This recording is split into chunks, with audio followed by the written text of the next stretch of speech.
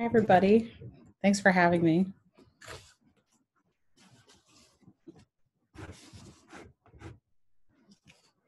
Are you saying something, Poupeh? It looks like you're talking. Sorry. I just want to introduce you, sorry. Okay, sorry. So Kat Savino is a fiction writer, poet, and essayist who holds an MFA from Columbia University. Her work has appeared in Narratively, Apogee, Diagram, The Los Angeles Review, Mary Claire, and Adrian, the Poetry Journal of Queer Women, among other publications. She recently placed third in Prism International's nonfiction contest, and her work is forthcoming in their journal. She was previously a recipient of the Orlando Prize in Poetry from a Room of Her Own foundation. Thanks, Kat, for being here. Miss you too so much. Oh, I miss you too. Thanks for having me. Thanks everybody for coming. I'm just going to read from the beginning of my essay, which is called Not Skirting the Issue, Hybrid Writing as Queer Form. Excuse me. I have a magnet on my fridge that's a square split down the middle. One side is pink and says femme and has a donut on it. The other is blue and reads butch and has a banana on it. I've had the magnet a long time and the colors have faded. It rests at an angle, which is where my gender feels most comfortable. I used to be more butch, then became more femme. Now I feel more in the middle. I don't wear makeup, and I sometimes don't shave my legs or armpits. And because I have a body that is coded more feminine, I have curves, breasts, I am seen as femme. But I also sometimes dress more butch, jeans, button-up shirts, jackets, boots. I struggle to describe myself to myself and others. What word can hold all of this? How do I make my hybridity legible? Maybe I start, as always, by wandering through some stories. When I was growing up, from kindergarten to the end of high school, I wore a uniform. Like most uniforms, it was plaid, itchy, and the skirt was never supposed to wander up past the knee. And so rolling skirts became the subversion, and the subversion became the fashion. Who are you trying to impress? The nuns in the all-girls school would ask. Some of us, I thought, are trying to impress the other girls. Duh. I hated the uniform, but more for what it did to me after I stopped wearing it. For years, I struggled to figure out what to wear. I had another uniform for a while, band t-shirt, usually Toriamos, or Image Against Black Cotton, jeans or cargo pants, common choice of the aught-era dykes, dyed red hair that never seemed red enough. I dyed it over and over, bleaching it and dyeing it again. I think this was pathology, about being queer, about being seen. I often didn't feel seen in some way I couldn't describe. I always felt caught in something as rigid as a plaid kilt, something that never really softened, no matter how many times it was washed, no matter how often it was worn. I just wanted to be able to do what I wanted, say what I wanted, fuck who I wanted. I spent a long time with plaid-shaped thighs not doing any of these things. In my early 20s, at a moment when my hair was growing out from a buzz cut and was an awkward length, I started writing hybrid form that was called, at the time at least, a lyric essay. I didn't know what a lyric essay was, but I had studied poetry for years, and then I took a nonfiction class, and lyric essays would happen when I sat down to write, even if I didn't know that was what I was doing. It felt like home. When I went to grad school, I went for fiction. I chose fiction because I thought that was a place where I could do what I wanted. I was wrong. I was wrong because one of grad school's favorite words, convention. This is a convention, we would say. This was somewhat useful to know what the conventions of the genre are, what its typical parameters might be, what is expected of me. But at times it felt like another plaid skirt I had stumbled into by accident. And so as I slouched towards 40, and now I am 40, I'm trying to finally figure out how to write what I want, how a piece demands. In reading about the lyric essay, I'm not the first to recognize the hybrid as inherently queer. As I write this, I keep running into this idea all over the internet, that hybrid writing is about boundaries, about lurking outside boundaries, about making the place you lurk your home, that this home is an especially queer one. I notice that few writers refer to these pieces as lyric essays anymore. The term itself has transformed into hybrid form. In a way, this name change makes this form even more queer. It makes me think now that lyric essays seem too much like a label and too much like elementary math. Poetic language plus prosiousness equals lyric essay. Hybrid form surpasses even that. In response to the question, what is this? Is this an essay? It seems to simply answer, this is something else. This isn't simple arithmetic, it's physics. And from the inkling I know about physics, it's about motion and complex equations and poetry, about how there are mysteries piled upon mysteries, and nothing here in this dimension is real the way we think it is. In her electric lit essay, How Queer Writers Are Creating Queer Forms, Alana Duncan writes that there's something inherently queer about hybrid writing. This is a form, quote, that subverts the established narrative tradition. She asserts that these queer forms bloom out of the, quote, history of being told we cannot and thus do not exist in certain physical and ideological capacities. These fragmented forms and unique narrative structures allow queer authors to replicate what it's like to exist outside the traditional narrative. Indeed, queer essays are not just telling queer stories. They are queering the form of the story itself. They are creating the experience of being queer. In this way, they are queering the reader, whether the reader wants to be queer or not. I read a study that said reading fiction makes us more empathetic. It doesn't every genre that forces us to take off our shoes and step into the hot sand or stroll the cool grasses of someone else's psyche.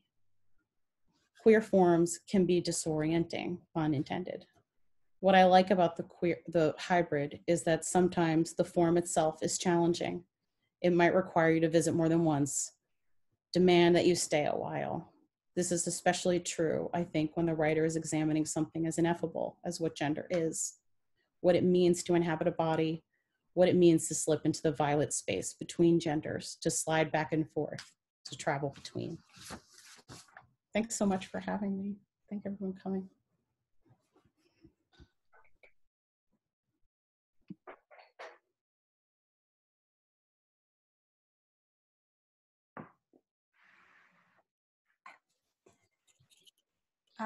Thank you, Kath.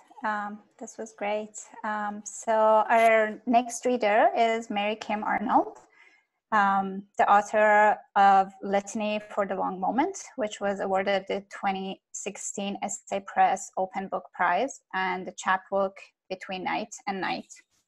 Her full-length poetry collection, The Fish and the Dove, is forthcoming from Noemi Press in 2020. Yay!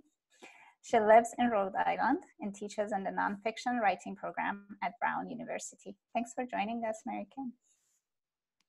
Thank you. Thank you so much to Karla and Poupeh. I'm really honored to be with you all tonight and to be part of this issue. I'm just going to read some sections of my essay that responded to the prompt about hybridity as feminist practice. And I'll just mention that it starts in the late 90s, sort of stuck in the 90s these days. I don't know why. I'm reading a collection of gas essays. The first, a failing grade for the present tense, in which our hero laments the epidemic of the use of the present tense, which arises, he suggests, along with the increasing number of writing programs and a corresponding increase in the number of women writers. He explains how he is trying to give his own students proper examples, proper edification. For every suggestion he makes, Proust, Musil, Mann, his students counter with examples of their own. Gass writes dismissively, and when the writing students hand me a list of 100 authors, each named Anne, or Anne with an E, or Mary Ann, or Barbara Ann, or Annie Ann, the attack feels personal. What does an author's name have to do with the work? What is the point he is making here? And what do these names have in common? In Gass's second essay, Finding a Form, he references his own sentences as an example to discuss at considerable length.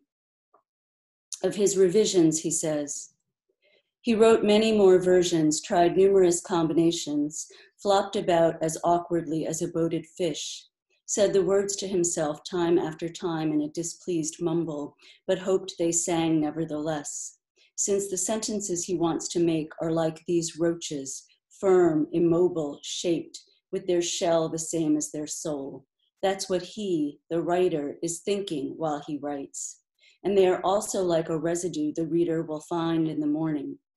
For every sentence allowed to remain upon the page will resemble the dazed survivors of a battle, after the dead and wounded have been carried away, when their alternatives have been rejected and erased, to leave some words still standing on the field, but standing as markers over graves. Why is it not surprising that he would invoke the language of war? Adrienne Rich. Poetry means refusing the choice to kill or die. It's my sophomore year at an elite institution. I'm the first in my family to go to college. I'm here on scholarship and loans. I'm taking 4 classes: philosophy of law, German literature and translation, Japanese women writers, and a poetry writing workshop. I tell my advisor that I'm starting to see connections between and among the classes, that there is a methodology, a way of analyzing, looking at writing, looking at a text that is starting to come into focus for me. He smiles and nods, but when I finish what I'm saying, he says, well, those really have nothing to do with each other. Perhaps you're not reading closely enough. I'm crestfallen and consumed by doubt. What's wrong with me? I guess I'm thinking about methodology, I suggest, frameworks, approaches to interpreting, making meaning in texts. That at some point, perhaps, the way one approaches a text becomes significant. No, he says, seeming genuinely sad. I don't think that's quite true. Years later, Mary Ruffel, speaking at Brown. The moment in college when you realize that all your classes are about the same thing, they should give you your diploma. Hypothesis. Hybridity is a formal response to the threat of annihilation, as in erasure, silencing, abnegation. On method. My competence and confidence in the sciences dropped precipitously around my junior year in high school, coinciding with my tendency toward writing and reading melodramatic love poetry. But for a time I was taken with the idea of the scientific method, the suggestion that there should be a procedural approach to knowledge acquisition. I was drawn to it mostly as a piece of language, imagining it as a kind of poem of its own. Define the question, develop the hypothesis, test the hypothesis, gather data, analyze the results, draw a conclusion. I wanted to use this language to express something it was not meant to express. I was writing love poems and maudlin short stories, and then I thought, what if I incorporated this language of science, of certainty, of procedure, to attempt to express uncertainty, trauma, desire? On silencing. Here are some pieces of unsolicited advice and critique I have received from men. You cannot distinguish between the grave and the trivial. What you have done here is necessary but insufficient. You are close, but it will take a lot of work. No, that's not it at all. When I think about hybridity, I think about the body. And when I think about the female body, I think about fear. Hybridity, a formal response to the threat of erasure. In 1996, Carol Meso, for the Review of Contemporary Fiction, writes, rupture, verge, and precipice, verge, and hurt not. I like to think of it as a direct response to guess, as in, you think you know what a book is, what reading is, what constitutes a literary experience. In fact, you've been happy all these years to legislate the literary experience, all too happy to write the rules. You think you know what a writer does, what the reader does. You're pretty smug about it. You think you know what the reader wants, a good old-fashioned story. You think you know what a woman wants, a good old-fashioned. In the news recently, the Democratic Party in my state has formally endorsed several anti-choice, anti-women male candidates. Two of these endorsements are against the Democratic women incumbents. One of the endorsed candidates is currently under criminal investigation. Even amid the continual onslaught of horrors, this news rises to land on my desk with particular sharpness and ferocity. The party, in response to public pressure, has since rescinded these endorsements, clumsily backing out of their original stance, citing some procedural oversight and improperly formed committee, but the sting remains. Another reminder, as if we needed reminders, of the value of a woman's life, of a woman's body. Also, recently in the news, a state legislator called out for sexually inappropriate conduct during sexual harassment prevention training. When I think about my hybrid body, born in one nation, one language, one culture, and brought involuntarily to another, I think about nations and borders. And when I think about nations and borders, I think about power. In Gass's paragraphs, only a few sentences remain on the battlefield, having killed off all the rest. These few are victorious, the conquering heroes. Hybridity attempts to leave the bodies where they lie, where the true cost of victory can be seen. Mostly I am thinking about what knowledge is stored in the body. When a plant is pruned in a particular direction, it grows to address the wound. Mostly I am thinking about what the body remembers that our conscious minds do not, a kind of knowing that precedes language. Hypothesis. Facing any threat of annihilation or abnegation, one responds first and foremost with some panic, a wide-eyed fight or flight response. What to do with one's body. On data gathering. As the initial flush of panic subsides, cooler heads might prevail. A gathering up of resources, the work one admires, the texts one has committed to memory over time, one's intellectual and creative capacities, one's leaps of faith. Memory as an act of resistance against erasure, denial. Documentation as an act of defiance. Cha, the memory is the entire, the longing in the face of the lost, maintains the missing. My experience of hybridity, Cha, of course, and also Carol Meso's grief, which breaks through the fictive universe of the novel and in so doing offers a bridge between art and death. Was it our mistake that we loved everything so much? Banu Kapil's documentation of failed novels and failed performances, which gives us commentary on trauma, memory, loss, and dislocation. I wanted to write a novel, but I wrote this instead. I mean the situation videos of Claudia Rankine. I mean the ineffable silences of Myung-Mi Kim, the tear-stained, grief-soaked pages of Anne Carson. I mean a collective body of work that draws in and makes visible the false starts, the formal experiments, the multiple influences, the attempts. Work that explores possibility more than it follows hierarchy, more about inquiry than certainty, that disrupts power, hypothesis, hybridity in the face of uncertainty, bears it, holds it up to the light. Thanks.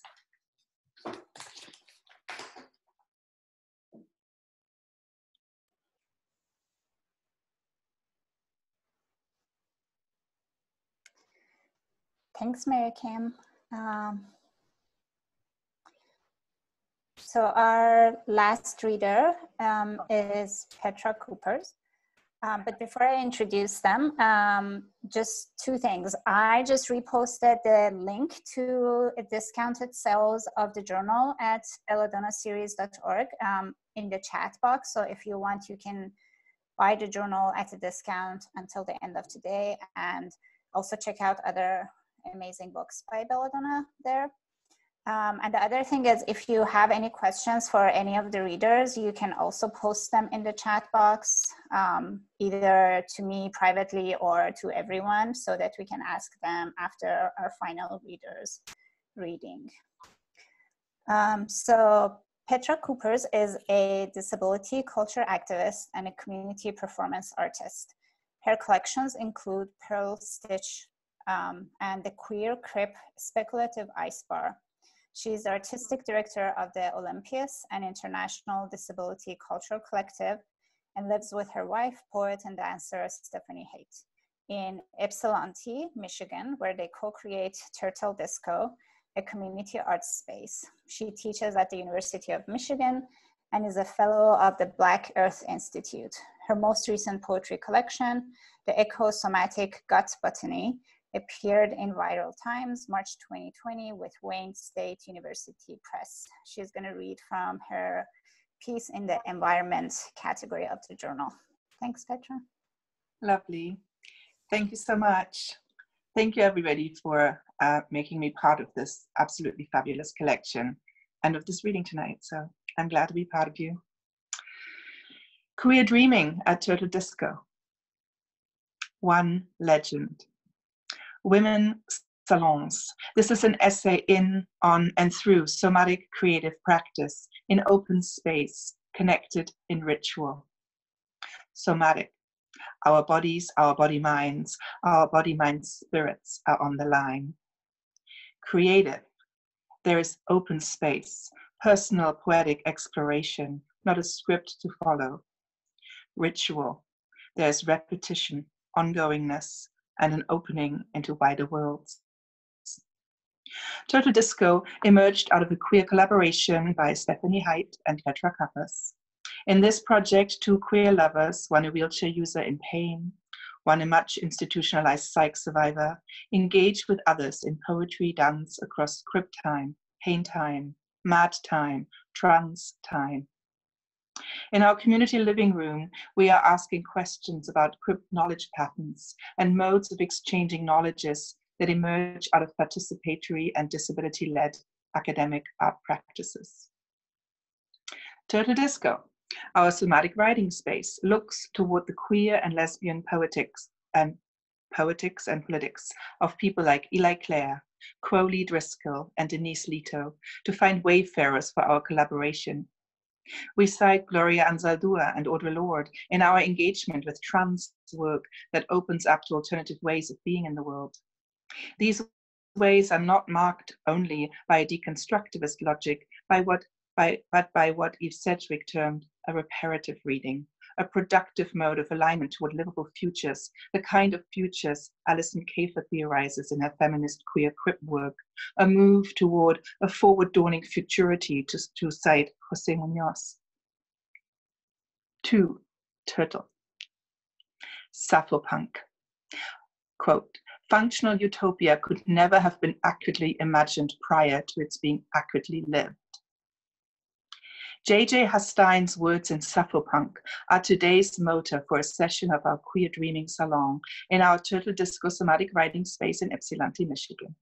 6 local queer women, genderqueer writers are in communion on yoga mats, arranged in a circle, heads together.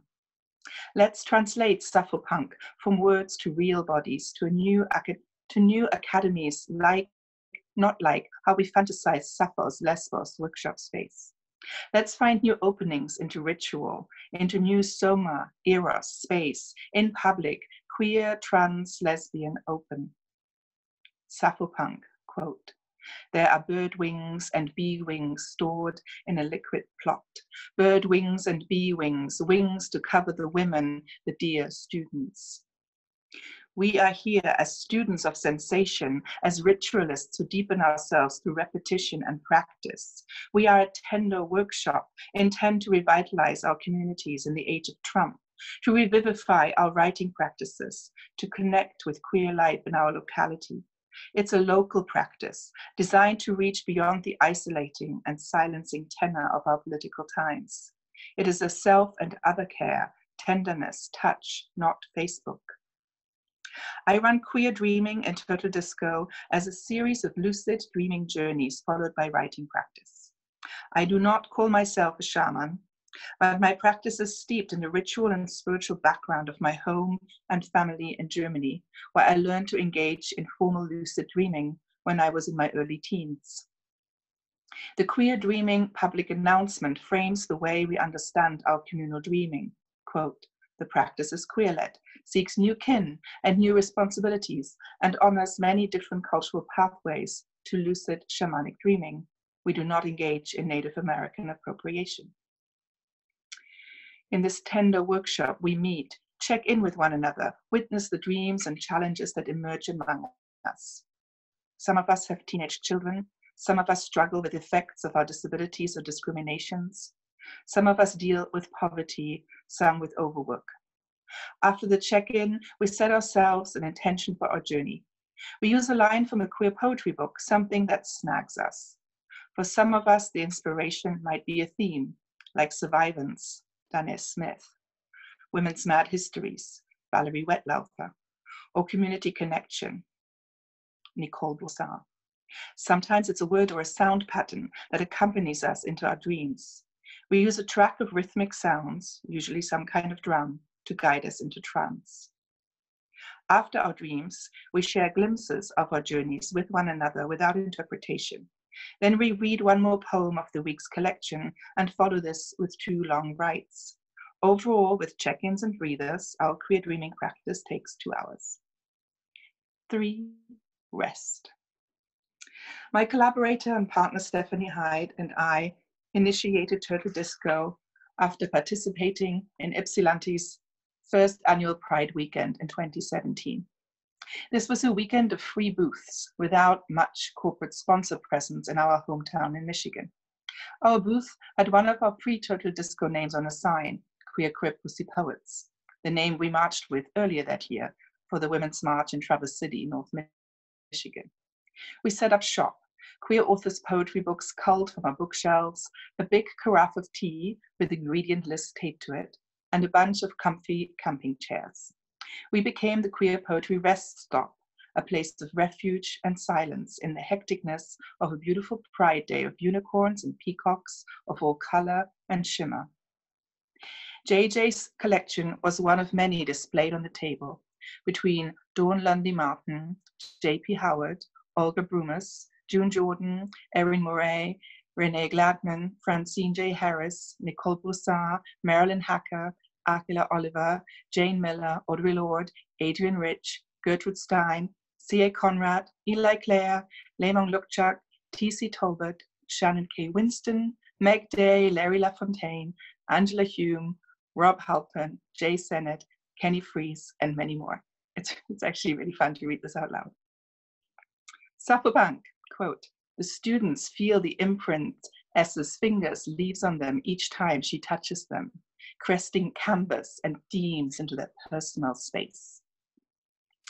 In urban space, poetry books as caressing touch. While sitting at the booth, whenever I saw someone emerge from immersion in a particular book, I asked the person if I might take their photo so I could share it with the poet via Facebook or email. Most said yes. Some declined, talked about not being out at home or in their home community. We listened to them, to their pain and questions, and reminded ourselves of what is so important about these events, these sites of poetic self-creation and affirmation. To some folks, the local Pride event is the event of the year, and the shelter of a poetry book is a way of participating quietly in celebration, touched. 4, Azure Jelly. In the framework of the Queer Dreaming Sessions, JJ's words in Sapopunk are a welcome invitation into healing space. Greek healing practices included lucid dreaming, tended by healer, doctors, shamans, as Eleni Stekopoulos reminds us in her Visceral Poetics.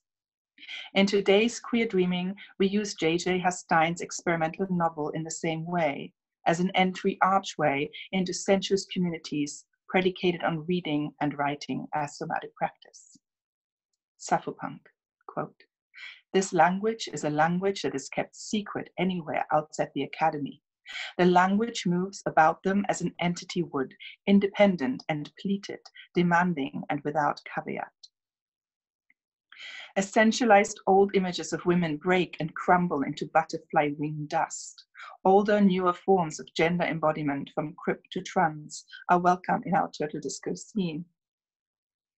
Sapopunk, quote, "As it embraces them, women pursue the azure jelly. They confide in the folding, feathery nest." I'm thinking of the shy young trans and non-binary people at our local Pride, the ones that asked not to be photographed, but were very happy to talk and to find connections. I see them read J.J. Hastein's fantasy scenes, real scenes, body scenes, and I see the longing for a new world. Sapopunk, quote, S wants her dears to know themselves as inherent beauty, even if that can only ever be known by them after the fact of study and sensation. Inborn after the fact is a completely appropriate method to acquiring knowledge by embodiment. No rule book, no strings attached. 5. Flamingo. Total Disco houses another weekly event, contemplative dance and writing practice, led by my life partner, Stephanie Haidt, in a lineage with Barbara Dilley's contemplative movement practice. In our circle are queer people, straight people, trans people, disabled people, mainly white, some non-white, mostly local. In these writings from Total Disco, I'm not identifying anyone specifically. Our practices are private. While I want to reach out of this cocoon into the wider world to explicate what happens in our creative rituals, to give a glimpse of the kind of politics that we foster here, I also want to keep everybody's experience their own, without intrusion. Lots happens during our sessions. We often hear indrawn breaths or the air expelling that is part of sobbing. These private emotions and breakthroughs are not the material for my writing. We are not a therapy session, and we do not share all that is going on for us. This is a space in which we can hold each other's energy without linear storytelling. Our impetus for this particular day focuses on space making, space taking, how we become familiar in space, how chaos slips in. At one point, all 4 of us movers stand in a stereotyped feminine seductive poses leaning into the wall. We shift, cock our hips, our weight on one foot, then the other, cross legs. Later in the session, I'm tired out and sit in a chair by the side, witnessing what is going on around me through writing. Before me, in the middle of the space, all lie down, hand to hand, a quietness, a landscape of curves, breath. Even later, a pink flamingo with pillbox hat and long eyelashes, Total Disco's patron mascot, is given a ride on the back, a kiss on the beak, and bows in and out of our play space. Spontaneously, the participants erect a tower of yoga blocks and bolsters, anchored on their own bodies, hips leaning into hips, a foundation for an impossible artifice. Giggling as the building scales and falls down, assembles and stays in tension between hips and midriffs. An explosive sound marks the final release of the blocks. This is somatic play, metaphor and story enacted in improvised spatial poetics. Space, building, book, new body minds. Thank you.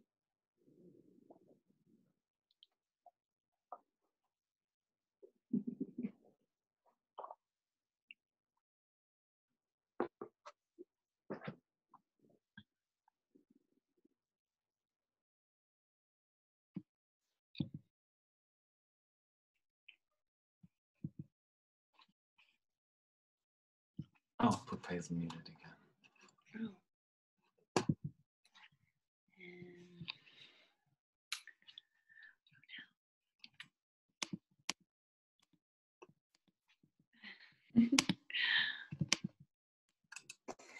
Okay, perfect. Thank you so much, everyone, for reading. It's amazing, like Karla and I read all these pieces so many times, and still like hearing them in your own voices makes such a big difference. So I'm very grateful for your presence here and for your words and your voices. Before we get to any questions from the audience, I had a question, like thinking about like your voices, and also something else that I personally felt in all the pieces was this concept of presence, and how reading the works in the first volume, presence was such a strong presence. So I was wondering if any of you would like to talk about that, like how a different kind of presence on the page or in our daily lives is a feminist practice itself.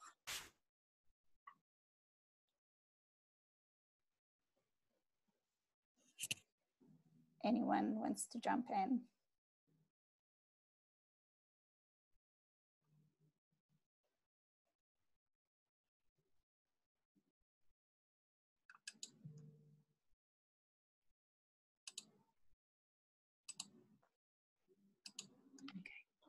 All right. If Oh, someone else speaking. I can't see everybody on the same screen. Go ahead, Petra. You can go on. Okay. Yeah. It's like a little bit of a back and forth with the microphones and the unmuting here. So I think I have my personal sense of why it's hard to speak about that right now is because here we are in viral times, and it's kind of the opposite of what's been going on when I wrote the essay. And also my current investigation is a lot about what presence might mean now. What does it mean to be present with one another in Zoom space? Turtle Disco meets currently once a week. We have a Kaffeeklatsch, German word. Obviously, I'm German. If you ever wondered about the accent, so Kaffeeklatsch. It's a coffee meeting. It's the opposite of it's not the opposite. It's something akin to a quarantini, but accessible to more people. So in this Kaffeeklatsch, we are present with one another. We some of us meet. Some of us are still the local crowd, the people who came to the two practices I just talked about, and some come in from further away. Some of my old Olympias collaborators, people that I've been working with for many years in a more wider context, they can also come in. And we are finding intimacy that way. And it's an interesting place to explore that. I have not yet been really able to articulate how to explore this in bodily practice together, even though I'm part of a lot of Zoom meetings. Some of the people on this Zoom right now, actually my co-dreamers in quite a few somatic practices right now. But I have not quite figured out yet how that can happen for Turtle Disco practices. But I'm sure it can, and we're going to figure it out. But even just that weekly check-in with one another has been a lovely space for us to talk about creative practice, about collaboration, about mutual aid work, about all the different ways that we are keeping ourselves grounded and with one another in viral times. So presence, being present in each other's lives, I think that's central to the practice. Yeah. And the feminist practice. Thanks, Petra.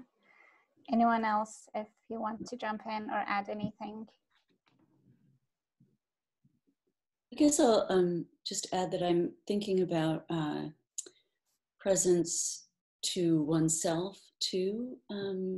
I think part of the reason why I've been thinking about the 90s a lot is because it was the sort of origin of my own attentiveness to my creative and intellectual development. And part of what I was thinking about in that essay was the ways in which that knowing of myself and the development of my aesthetic and the development of my interests was sort of thwarted and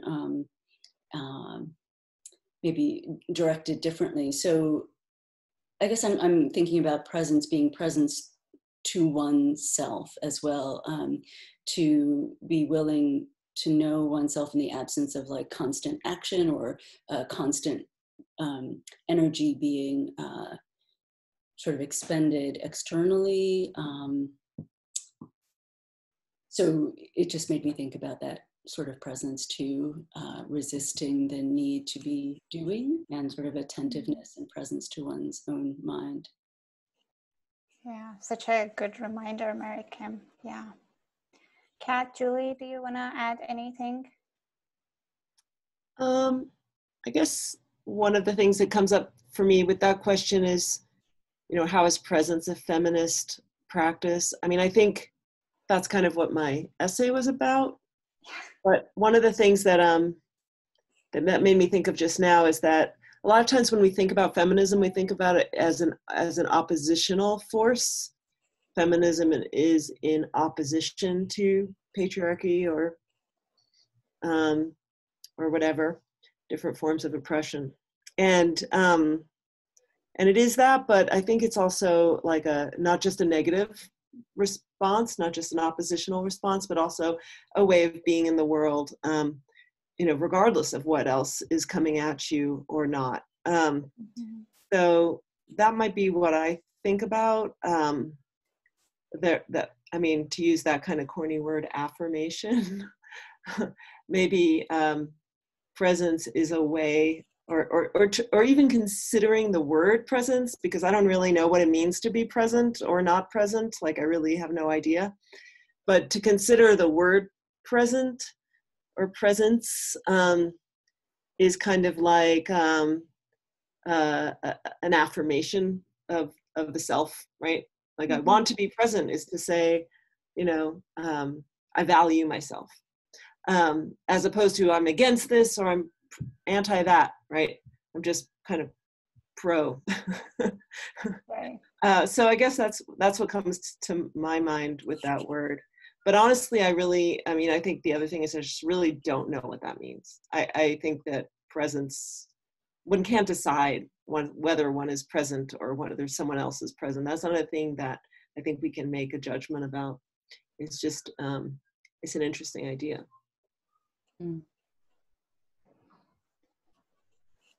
Yeah, I mean, I'm thinking about what other folks just said too, all the thoughts about like,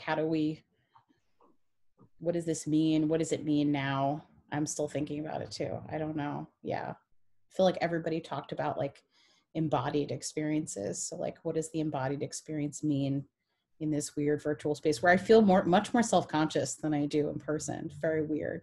Like all those things of exchange of, it's nice to be able to see people nodding, but I'm usually listening for people and, listening to the audience. And, my girlfriend and I watched Carmen Esposito do a comedy routine, but it was very strange to watch, to not be able to hear people laughing.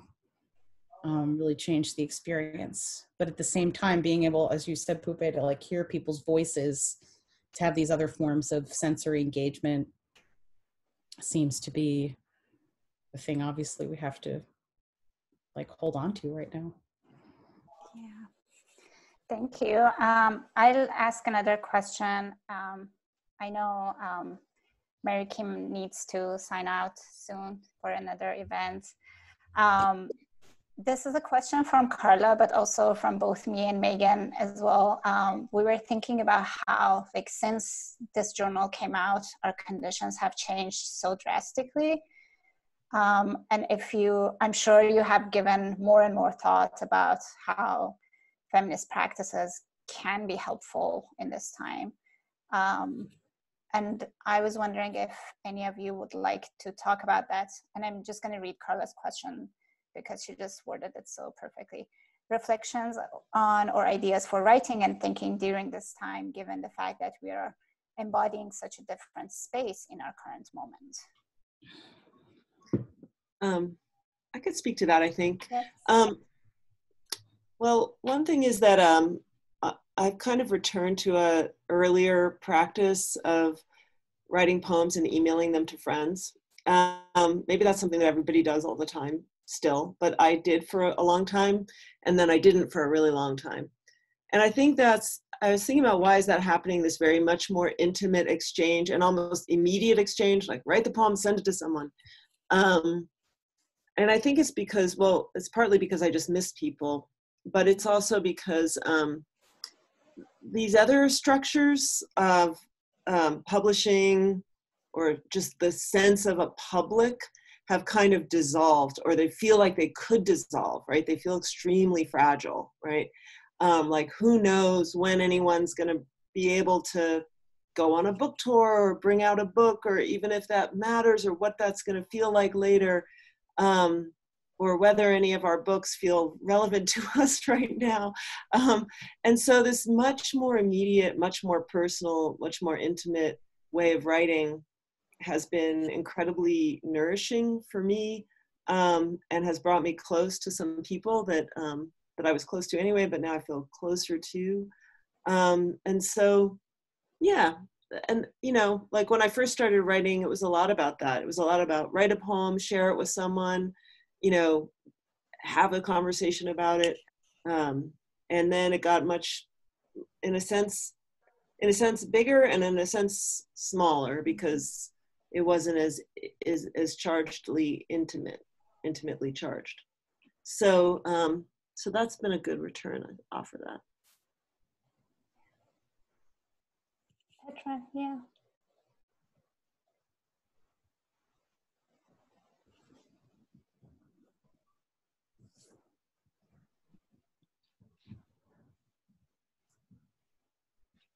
Mm. Mm-hmm. Megan, you need to. Yeah, I got it. Yeah, I just have to wait for you guys to unmute me before I can go on. So yeah, I can follow on from that one really easily. I had a book come out on March 3rd, the first day of AWP. And so I'm sitting in the middle of a book tour that didn't happen, and you know, like the usual 18 gigs. Actually, it's a lot more than my usual book tour. Actually, I think a really nice, juicy, gorgeous engagement, and then boom, all of that went down. And given everything else that's gone down, it's just such a minor point in a way. At the same time, it still hurts. You know, it's still like a really painful thing. I've had some beautiful online meetings since, and so that's been great. And I am so missing after the energy, adrenaline of readings, even this, right? In a minute, we're all going to go off, and it's just going to be this like cliff, and I'm going to fall off that cliff again. The sensation of reading to a little screen and having that glimpse of community here, and then that all goes down, and it's just over. That's so hard. These transitions are so hard. And maybe our nervous system will adjust more, and maybe there will be more readings, and I will find them just as satisfying as when I can go out with you all after the reading and we can celebrate somewhere. But I'm not there yet. And that's okay. It's only been 2 months, right? We're just still adjusting, adapting. There's no answers yet. And we don't know what will happen now as all around us people are starting to open up, and that feels quite terrifying to me in many ways. So yeah, so that definitely we have to think about how else we can organize our poetic communities. And I remember what was really helpful to me. I actually got also sick on March 3rd. So my book came out on March 3rd. I didn't go to AWP because I actually had this very strange and very intense flu that meant that I had pressure on my lungs and couldn't get a test. So I had that for a good few weeks. And what was wonderful at that time was a feminist practice. Orchid Tierney organized the Distancia reading series. This is a little bit like what Julie just talked about in terms of us exchanging poems with one another in a fairly loose place. So the Distancia reading series meant that we just sent in little videos of us reading. So there's a reading of me with, feverish cheeks, and there's a reading of Stephanie, my wife here. She's the first reader of those, and we're just in this environment where we haven't yet figured out what Zooms are and how this all works. So there's just this loveliness of all of us figuring out how we can still be in vocal and bodily presence with one another through this tiny little screen here. And it's just been really moving to me to see these experiments. Laura Kosiski also is running one of these daily prompt series, and I participated in that for a month, and that was great. And of course, Belladonna has a series, the walking series that Rachel and others are organizing. And I just find all of that incredibly supportive. And right tomorrow night, I'm running the Practices of Hope. We have this a journal called About Place, and we have a special issue called Practices of Hope, which has now become a COVID-19 inflected practice. So we're running a weekly workshop right now, a generative workshop where we Zoom for a few minutes, and then we take 20 minutes off screen. And we're also telling people that they don't have to keep their video on, so you can all look away from the screen and not get all sucked into this two-dimensionality. So there's all this figuring out, and there's so much figuring it out in the poetry community, and I love that. I'm very grateful for my community that way. Thanks, Petra. Yeah. Mary Kim, do you want to say anything? Yeah, I was just thinking about, to the question of the writing, I have a very early morning practice, and that has been really amazing because it's sort of this dreamlike state still, and there's that hour and a half before I re-enter the world. So that's when I kind of do my sort of sitting and dreaming and reading, and because I find the rest of the day, it's really hard to concentrate on anything for very long. I feel really sort of up and down about these events. I mean, you know, they are really moving. It always surprises me when I get online to see people's faces, how moving it is. But I also find the experience of, you know, the interpretation of body language or not, the absence of sound, all of that sensory experience, really exhausting, you know, and it takes a different kind of energy. I have a group of friends locally, and sort of funny, a couple of weeks in, we did a Zoom wine, and one of my friends said something about like, I think of this as real life now, and the sort of email as non-real life. And I don't know. It's not a very conclusive thought, but it's been very strange, and I felt just very fragile and sort of unpredictable how I engage with the day. Thank you. That's actually helpful. Kat, do you want to add a few words? Sure. Yeah, I feel like I struggle a lot because like I do feel like it's easy to feel really sad during this time, but what's so nice is I feel like people are really longing for connection, and they have been, but there's a way in which that this has made us have to talk about it.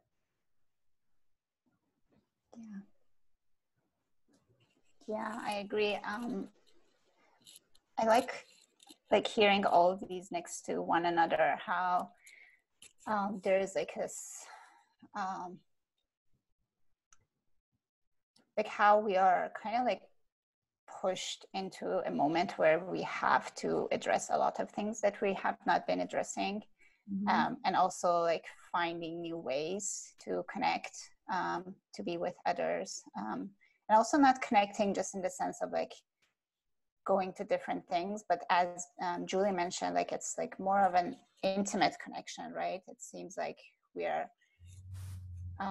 trying more for that as well, right? I want to end with asking if any of you four have any questions for each other or for any, yeah. And if not, we can just wrap it up. Petra, yeah.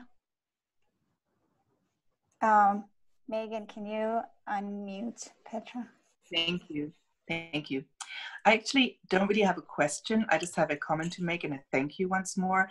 I just want to point to the access features that you've added to this Zoom, and how grateful I am for that. You've added the PDFs of all our readings, which I think is wonderful. And I just want everybody here who's in this wider talk to think about how these Zooms stay accessible. To me, I'm a wheelchair user or a scooter user, and I never go into people's private homes. There's like a handful of US private homes that I've been inside because I can't usually get in. So just even seeing everybody's home space right now in the Zooms is actually pretty cool. You know, so there's something really interesting about that. Access intimacy is what that is termed in the wider disability culture community, a term that Nia Mingus has come up with. And I just so appreciate those of us who are trying to reach to that accessible space, and that's part of feminist practice. So thank you for putting the PDFs in. Thank you for thinking about the fact that we don't all have a standard sensory system that allows us to access this really weird Zoomy practice. Thank you. Thanks, Petra. Mary Kim had to sign off. Thanks for joining us. And I guess we should take that as a cue to wrap up. We are really thankful for all of you being present here with us. James, Alma, Zoe, Karla, Megan, thanks for making this happen. And as I said, you can buy the journal with a discount until the end of tonight at the link. If James, you can. I can send that again. Yeah, again. Maybe till tomorrow morning. I can, you know, depending on when I get around to taking it down. But you know, tell your friends, we want to sell them. I mean, it's a beautiful thing. Yeah. And also we just like stay tuned. We'll send out information about the second reading, like virtual reading from other essays in the month of June. So it would be great to see some of you here. And yeah, thanks Kat, thanks Petra, thanks Julie, and thanks Mary Kim who had to sign off. Yeah, great having everyone. Have a good night, be well, be safe. Thanks a lot. This was an amazing reading.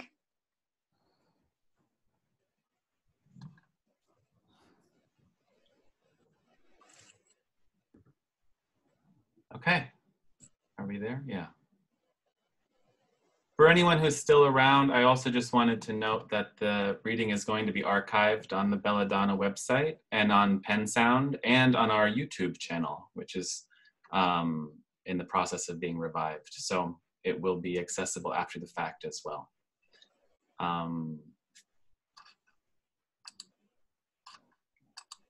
Awesome, thank you. Yeah.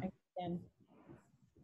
Yeah, it's a very halting rhythm to try to give introductions and conclusions, but I do find it very charming that we're all figuring it out together. Totally. Yeah. Thanks a lot. Yeah, I don't know how.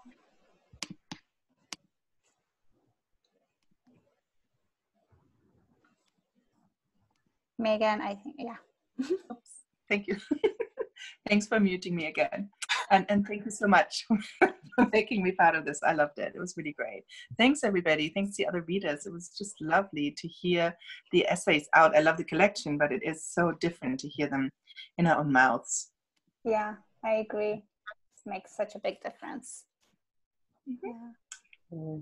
Great. Bye, everybody. Bye. Bye. I wish we could have a proper drink now. That seems not, just, once again, it doesn't seem right? We're just going to off the cliff now, but maybe we should schedule that for another time, you know, maybe. Hopefully, once this is over, you know, next AWP. I'm very grateful for the metaphor of the cliff. I find that, I find that very useful. The Zoom cliff. Yeah, Zoom cliff. Okay. Have a good night, Petra. Thanks so much, everybody. Bye. Thanks, James. Thank Thanks, Zoe, Alma, Perfect. Karla. Yeah, thank you. Thanks, Kat. Bye.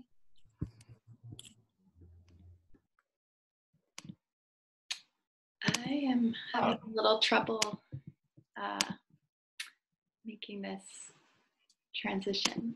I thought that went very well. Mm-hmm. Can I? What are you trying to do? Will you stop recording? Oh, I think if we end the